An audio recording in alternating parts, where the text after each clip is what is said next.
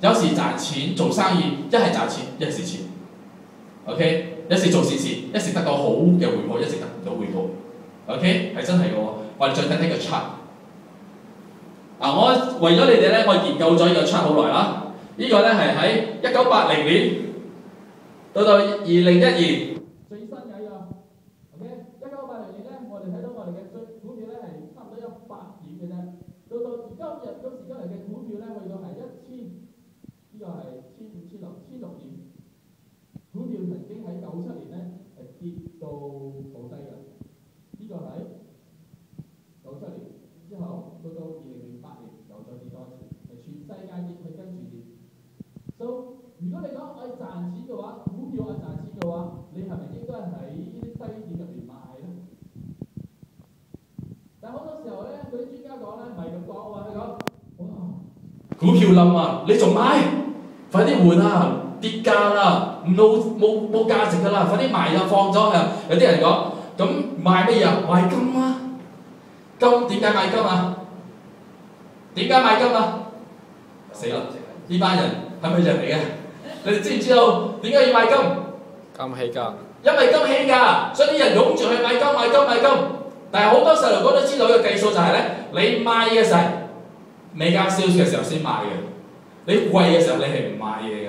你咩加上先立貨，但係好多時候咧，人點解要劈貨咧？就係到成個股票跌晒，就係所以喺度教我哋咧，就喺呢個地方裏邊賣，呢度賣，呢度又賣喎，呢度又買翻喎，呢度又賣翻喎，咁係咪賺錢？係必定賺啦。咁聽日係升又落咧？咪就係升就係落咯，係咪先？所以聖經入面講一句説話好好嘅，佢講：如果你做嘅嘢正確，你行嘅道路係神嘅道路，你做生意又好，做工又好，或者學生又好，你做嘅嘢係堅持神嘅信念，堅持神嘅教導，無論發生咩事，到一日你係會收割嘅。你收割嘅時候係湧住你，嗰啲收割嘅成績係湧住你。呢個老師教我哋一樣嘢就係，當你投資嘅時候，無論佢升或者落，你都唔好理佢。你就要定時定期，每個月入錢，賣，儲錢。佢唔要我哋去做投機，佢唔要我哋幾時升，快啲賣；幾時落，快啲賣。佢唔要我哋做咁嘅嘢，呢度叫做賭博。你喺度睇幾時上幾時升，一哇成個股票跌咗2個價位，你成個人瞓唔到覺。當你瞓唔到覺嘅時候，你去升翻上去，你又緊張咯，未買到喎，買唔切。所以佢唔要我哋咁樣一直咁樣睇人，睇個股票升落做人。聖經人咪一樣同我哋講，唔好去介意你得唔得到個回報。總之你做啱嘅正確，你做善事嘅時候，你行善嘅時候係啱嘅正確嘅時候，神係會獎賞你嘅。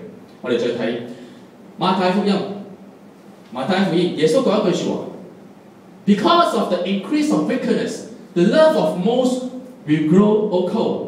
华语的1、2、3，只因不法的增多，许多人的爱心才渐渐冷淡了。可以一起吗？1、2、3，大声的读。只因不法的事增多，许多人的爱心才渐渐冷淡了。这句话是发生在2000年前，耶稣看到这个世界就是这样。请问2000年之后的今天有没有改善？有吗？没有，没有改善。不好的事情继续发生，使到很多的人没有爱心，使到很多人没有爱心要行善，这是事实来的。有3样东西导致我们不可行善的，你要写下来。第一，我们不能够行善，第一个原因就是我们不能够得到好的回报，积极的回报，积极的回应。当你做一样东西的时候，哇，我要推出这个的，这个是好的，但是得不到人家的同意，得不到人家的回报，所以我们就灰心。第二，当我们做好的事情的时候，人家不感激你，人家没有感谢你，你做好心，人哋唔會記得，所以導致到很多人都很容易就放棄，好喪氣，唔想做好事。所以你打開報紙，好多嗰啲壞事發生，都冇人去阻止，因為冇人想理事啊，唔想理咁多。第三 ，we do not receive good result。呢個意思係講咩咧？得唔到好嘅結果。譬如話有一個細路仔，佢媽媽咧就講：啊，老師啊老師，我嘅仔咧就比較差啲嘅，學嘢比較慢啲，佢唔同其他學生㗎。其他學生咧一教咧3次就識咗啦，而家我仔咧教咗10次都仲唔識，所以個老師就好心啦，好心就 OK 咁我哋嘅仔補習啦，每日花多3個鐘頭為你補習，補啲下，佢一樣嘅成績係唔好，所以個老師到最後都話：我諗你就揾其他人啦，我幫唔到佢。所以本來係做好事嘅，你都係花多3個鐘頭去幫嘅細路仔，但係因為睇唔到好嘅結果，好嘅成果，所以個老師都放棄。呢三個 facts 睇到一樣嘢就係我哋人唔能夠行善，係呢3樣嘢導致我哋睇到點解我哋唔能夠。但係聖經入面講唔好睇嗰個 outcome 啊，唔好睇嗰個成果。如果你往往睇成果咧，你係會灰心。如果你今日要帶小組，要帶教會，你要帶你嘅羊，你睇到哎呀佢唔聽話，哇！你之前用齋俾佢啦，花時間去愛佢啦，請佢食飯啦，煲湯俾佢飲啦，之後去探訪佢啦，到最後拜拜都冇講一聲就走咗。有時先係會發生咁嘅事情，但係上帝講繼續去做，繼續去做，繼續去愛，因為你做緊嘅正確嘅嘢嘅話，你繼續去做。當適當嘅時間嘅時候，你係會得到收穫嘅。OK， 可以說阿們嗎？最後，當我們行善的時候，我們不分對象，你不可以分，你不會說哦，我跟 Jackie 比較 brother， 所以呢，他叫我借他的車 ，OK， 拿去。我跟我介紹不可以啊，跟我們2個啊，接下來等下先，我阿 Josh 啊，不可以要有這種的大善案，就是你行善的時候不可以找你喜歡的人才行，你不喜歡的，我不要找他嘞，但是找他，那個我喜歡跟他在一起，所以我才能找他。另外一個你不是太喜歡，你就不想找他，這個不是行善，這就是自私。行善是沒有分對象的，在聖經裡面說第10節。我們看聖經 ，Therefore, as we have opportunity, let us do well to all people。英文說 to all people， 是不是全部？